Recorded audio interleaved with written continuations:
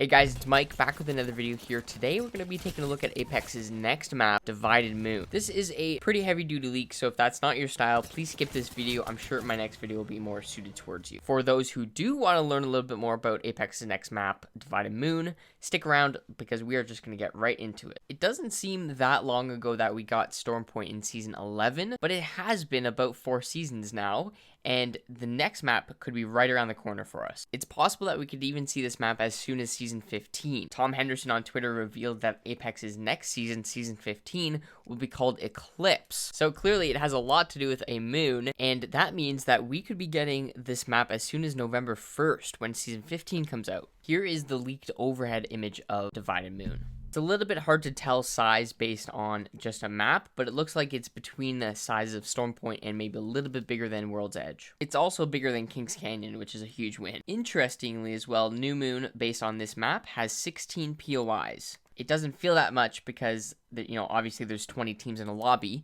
only 16 major POIs. There's obviously going to be some contention, but we may see them go the Storm Point route and have viable mini towns and no-name towns to land at.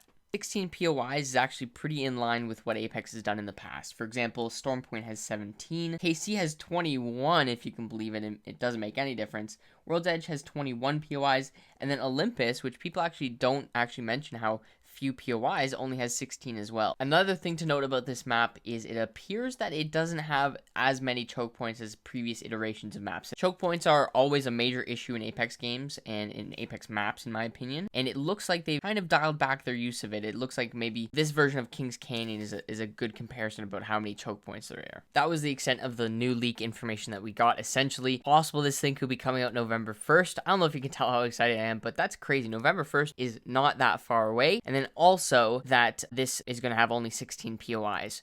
But there's also a couple really interesting things that I noticed that are not included in this leak, just looking at footage and things like that, and here they are. From the looks of it, this map appears to be very, very flat. And when you compare it to Storm Point, how hilly and how many altitude changes there are on that map, it's very, very flat. This could be done intentionally, whether they're not finished the map yet, or they're going to be adding certain features later, or even, what we've already seen already through the footage that's been leaked, they're opting for really, really tall POIs in the midst of very, very flat land. The POIs themselves are creating the altitude changes and playable space in those altitude changes. Another cool thing to note as part of those POIs that we mentioned, 16 of them, but as they're opting to make them very, very big, very, very tall, and very, very sprawling. In there being only 16 POIs, the Apex devs are obviously expecting teams to land on each other as, it's pubs in ranked, teams do it all the time, but now the POIs seem to be so big, it's a possibility you can take your own side, loot up, and feel good about the engagement and have a fair 3v3 fight, or you can just do what a lot of teams may end up doing is you loot up and then you just leave, right? So the POIs are very, very, very big on this map, it seems, and a lot bigger than they have been before. World's Edge has some really big POIs, but these seem, to even rival that. Now, this next point is a little bit of inferencing on my part, but it looks like it has the start of some sort of trolley system or train system on this map.